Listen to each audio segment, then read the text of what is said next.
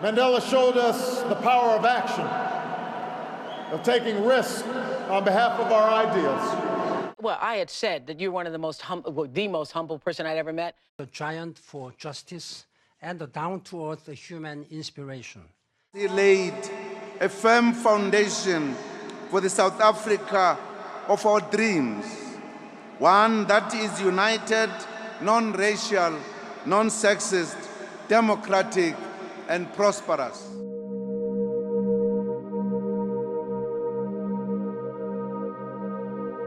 Racial segregation and white supremacy were central to South African society since the early 1900s.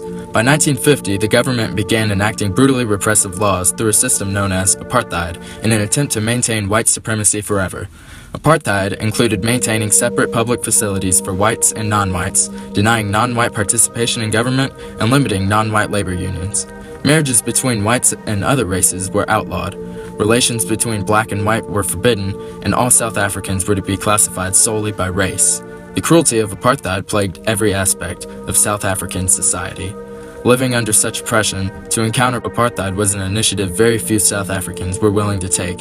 However, a simple man by the name of Nelson Mandela took that role of encountering apartheid in a determined struggle, the likes of which had never been seen on an international scale. For some, a messiah-like figure, for others, a father figure, but for certain, a freedom fighter, Nelson Mandela emerged as the leader of the fight against the injustice of racism. Under the leadership of Nelson Mandela, a political, economic, and cultural revolution shook the very foundations of South Africa to its core, and in doing so managed to build a nation upon the foundations of freedom and equality. Nelson Mandela was born on July 18, 1918, into the Tembu tribe, where he was groomed for a role in tribal leadership. After completing his primary studies at a local missionary school and attending the Clarkbury Boarding Institute, where he excelled in sports and academics, in 1939 Mandela entered the elite University of Fort Hare, the only Western-style higher learning institute for South African blacks at the time. The following year, he and several other students, including his friend and future business partner Oliver Tambo, were sent home for participating in a boycott against minor university policies. After learning of prearranged marriage set up for him, Mandela fled to Johannesburg in 1941. For the first time, he encountered the reality of brutally divided South Africa.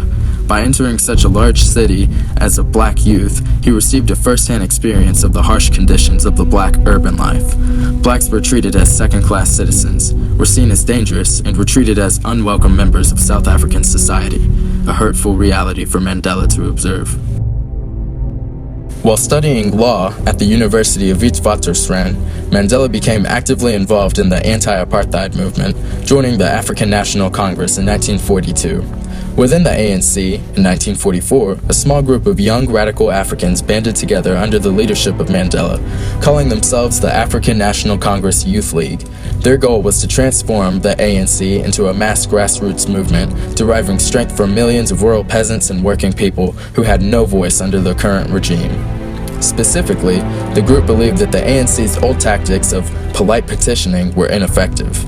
In 1949, the ANC officially adopted the Youth League's methods of boycott, strike, civil disobedience, and non-cooperation. Soon they began a campaign against the pass laws in which blacks were required to carry passes indicating their employment status, and campaigned for full black citizenship, redistribution of land, trade union rights, and free education for all children. By the end of 1952, Mandela had become such a thorn for the government they decided to serve him a banning order in an attempt to silence him. This severely restricted his freedom of speech and movement. He could not attend public meetings or speak to more than one person at a time.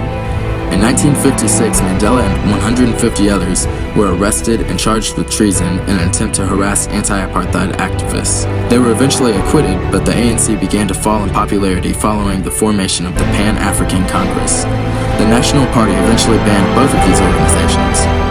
In 1961, after 20 years of peaceful protest, Mandela founded the MK, realizing that armed struggle was the only way to achieve change.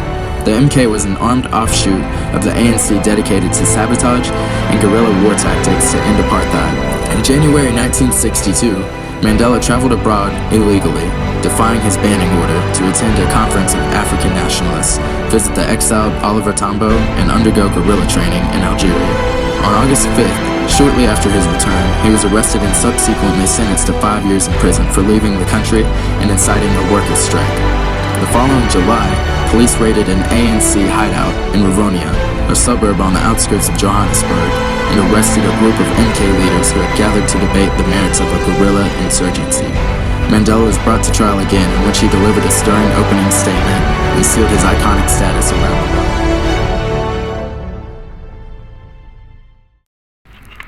I have dedicated my life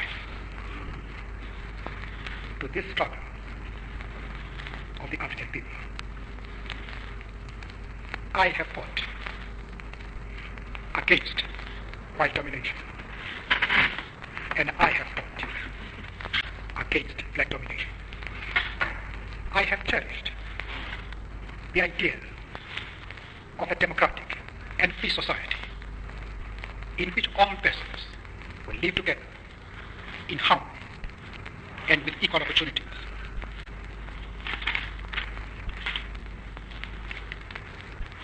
It is an idea for which I hope to live for and to see realized.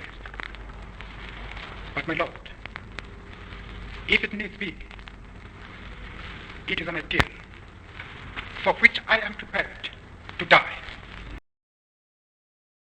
Mandela admitted to some of the charges against him, but defended the MK and ANC's actions and denounced the injustices of apartheid.